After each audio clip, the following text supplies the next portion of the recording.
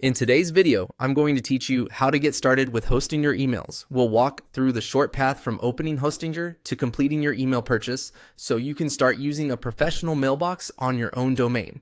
Keep your Hostinger login handy, and if you already have a domain, make sure you know which one you want to use for email. Start by heading to the Hostinger website.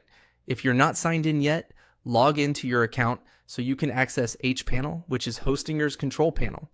From the dashboard, look for the email section. It's usually in the main navigation. Click it to open the email services area. This is where Hostinger groups everything related to business email, including available plans and the setup tools you'll use later. Next, choose the plan that matches your needs. Take a moment to compare what each plan includes, like the number of mailboxes, storage per mailbox, and any collaboration or security features that matter to your team.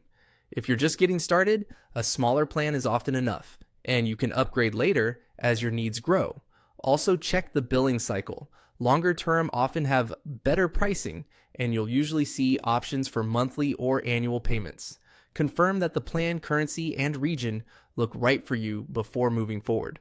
When you've decided, click Get Started. This confirms your selection and takes you to the checkout flow. You'll see a quick summary of what you're buying. If you have a promo code, this is a good time to add it.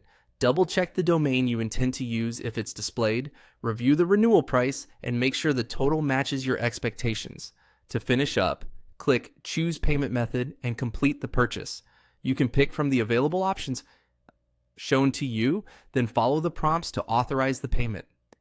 Be patient for a moment while the order processes. Don't refresh the page during this step. Once payment is successful, Hostinger will set up your email service on the back end. After checkout, you'll land back in hPanel with your new email service ready to configure.